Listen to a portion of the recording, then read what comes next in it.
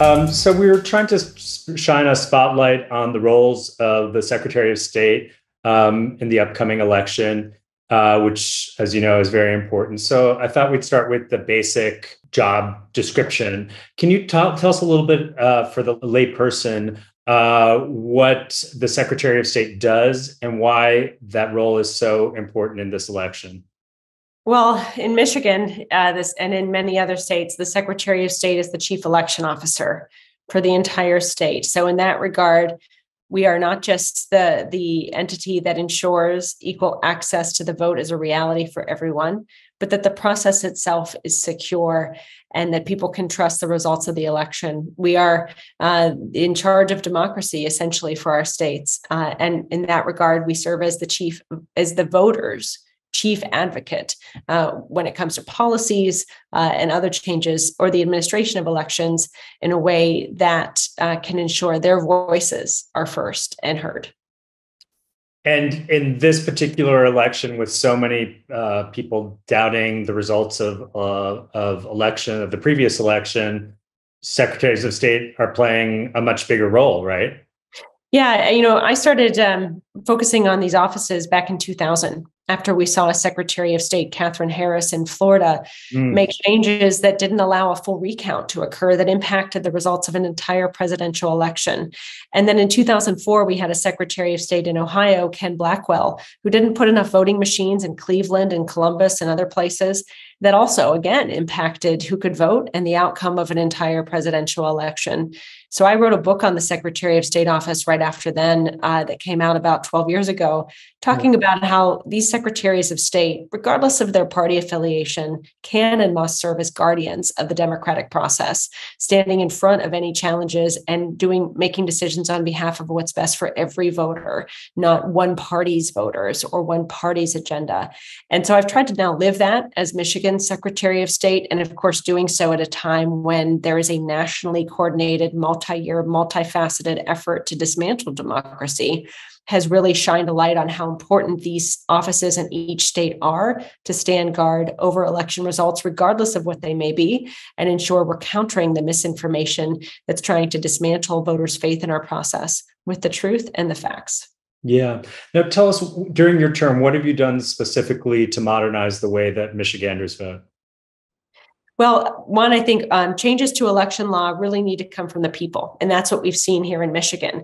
People amended our state voters on both sides of the aisle, voted to amend our state constitution in 2018 to expand the opportunity to vote absentee, giving every citizen a right to vote from home, and ensuring people can register to vote up to and on election day itself. So my job upon being elected was simply to implement those changes, dismantling barriers to registering to vote and expanding options for people to cast their ballots. And it was an honor to do that I brought in people from all over the country who had implemented these policies in other states to learn from them.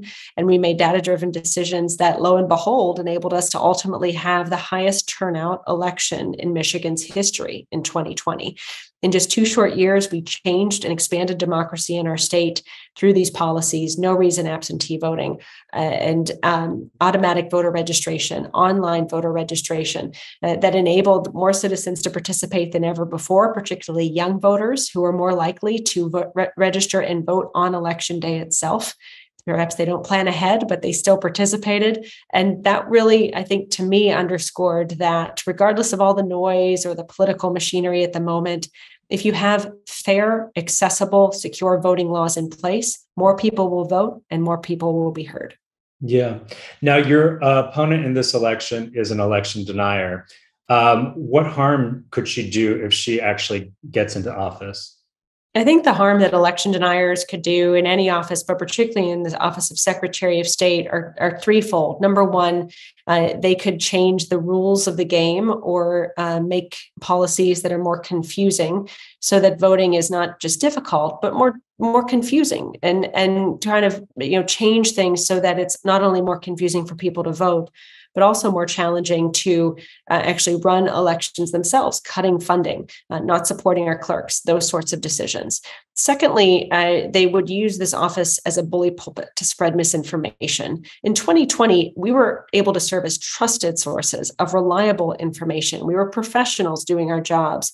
If you now have partisans in these positions who are going to change the rules of the game and spread misinformation, that goes a far way in really misusing these positions to cause people to doubt the truth behind our elections. And then finally, and most perniciously, as the chief election officer, they could stand in the way of the certification of election results that they disagree with. And that is perhaps the biggest danger, although there's many dangers, that you could actually in 2024 have a Secretary of State who would stand in the way of the actual will of the voters coming to fruition simply because they disagree with it. And on all those fronts, my opponent, as well as those running for these offices in Nevada and Arizona and other states, has shown abundantly through their actions that that's the type of Secretary of State they would be, someone who puts their agenda above the people's agenda. Yeah, no, Michigan has been ground zero for election denialism. What can you do if you're elected to another term to sort of prevent that from happening in Michigan? I think it's really important to meet people where they are and talk to those who've been lied to and fooled by people they trust so that they have the truth and at least have access to information that debunks a lot of the conspiracy theories that they've been fed. That's going to be part of our work and part of the work we have to do at the local level that I'm really excited to embrace and take on in the months ahead. And then secondly, we're going to continue doing a good job running fair elections in our state. I mean, first and foremost, though, misinformation and this cloud and noise that it brings has become an unfortunate new normal for us. We still have a job to do, and that is making sure that we have run secure, accessible elections and that we begin preparing for the 2024 election cycle, which is going to begin really right away next year, making sure we're protecting the system against efforts to change the rules from partisan lawmakers, and that we're also working to give our clerks the resources they need to continue running fair and secure elections. The good thing is, the good news is we did that in 2020, even in the midst of a pandemic. We were able to oversee and administer a high turnout, secure election. And so we've got the experience, all of us, to do it again in future elections, but that work will begin right away, beginning next year.